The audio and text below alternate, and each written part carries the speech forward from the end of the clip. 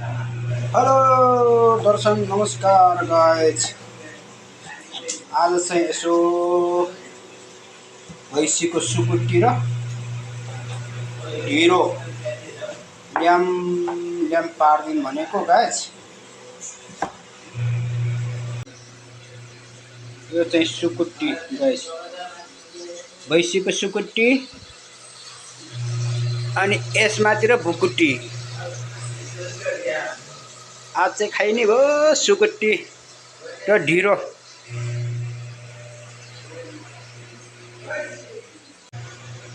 कैसे लगा गाइस मेरा मजाक? सुकुटी गाइस, सुकुटी।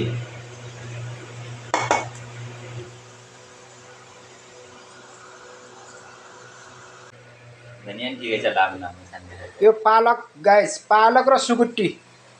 अनि धनिया हाल्ने त्यसमा, अनि धनिया, अनि यो फ्राई हुँदैछ। यसमा चाहिँ ल्याम हाल्ने, फ्राई गर्ने, ल्याम कि ल्याम खाने गाइस।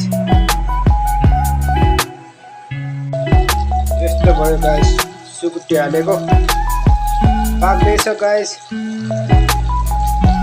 सुकुटी। अब यो पाक्यो भने चाहिँ अनि यसो लास्टमा चाहिँ पालक हालिदिने, पालक हालेर चाहिँ फ्राई गर्ने, त्यहाँदेखि पछि लास्टमा चाहिँ धनिया हाल्ने, अनि ढिँडोको पान लगाउने गाइस, अनि ढिँडो पार्ने, ल्याम ल्याम खाने गाइस। धनिया धनिया सुकुटीमा हाल्ने धनिया।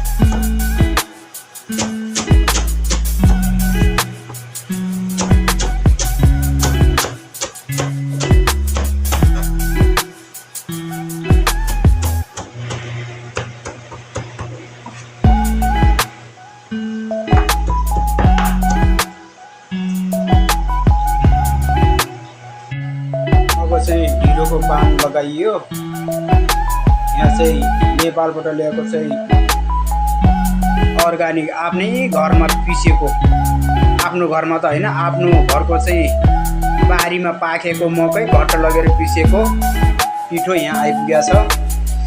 अनि यहाँ चाहिँ अब सुकुटी चाहिँ रेडी भइगयो गाइस, रेडी भइसकेको छ। धनिया सनिया हालेर चाहिँ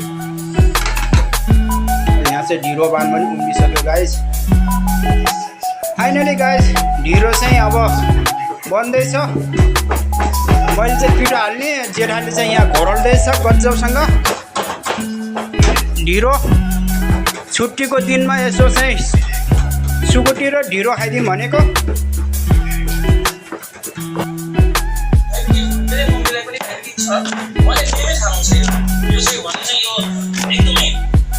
सलाद गाइस, सलाद ढिँडोसँग खाने।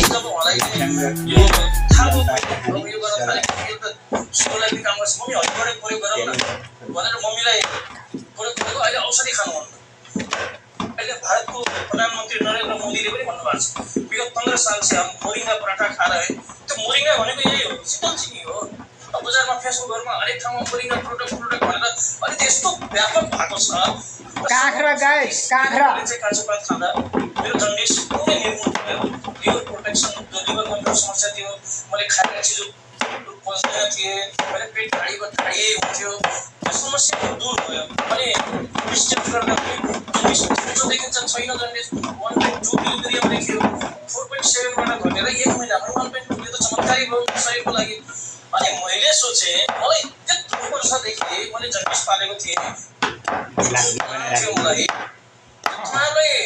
दूर गर्यो भने म बाँचे। अब मैले मेरो लागि होइन, म अरूको लागि बाँच्नुपर्छ भनेर मैले मेरो दोस्रो जीवन मैले सबको लागि साझा बनाएँ।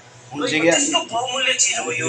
तर यो पात हामीले सेवन गर्यौँ भने त्यो ग्यास्ट्रिकलाई पनि काम गर्छ। काँक्रा गाइस, सबभन्दा ठुलो समस्या भनेको बिरामी। हामी जहाँ नर्सिङ होम गयौँ, कुनै अस्पताल गयौँ भने सबभन्दा धेरै हामीले के भेट्छ? बिरामीहरू भेट्छ। र यसको सेवन गर्यो भने हामी बिरामी हुँदैनौँ। त्यसले चाहिँ हामीले प्रतिरोधात्मक शक्तिको रूपमा काम गर्यो र जीवन सुक्नु हाल्नु। स्वतः सलाद रेडी भयो गाइस फाइनली। सलाद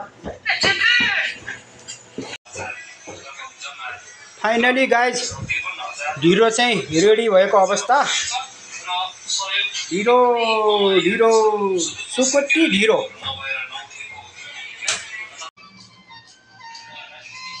फाइनली यो चाहिँ मेरो रुम गाइस। यहाँ छुट्टै पारा छ फेरि गाइस।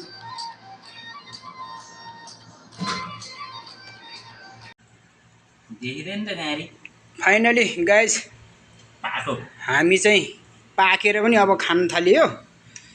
यो चाहिँ सुकुटी, यो चाहिँ सलाद, अनि हामी भनेका हामी हम, पनि दामी हो नि। ढिँडो भनेका यिनी हुन्, ढिँडो सुकुटी भनेका यिनी हुन्, अनि म भनेको हिँचु गाइस। म भनेको मै हुँ।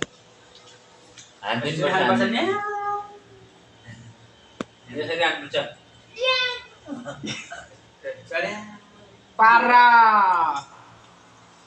जल्दी त्यही पारा कुन दिन आउनु तानेर खालिन्छ नि।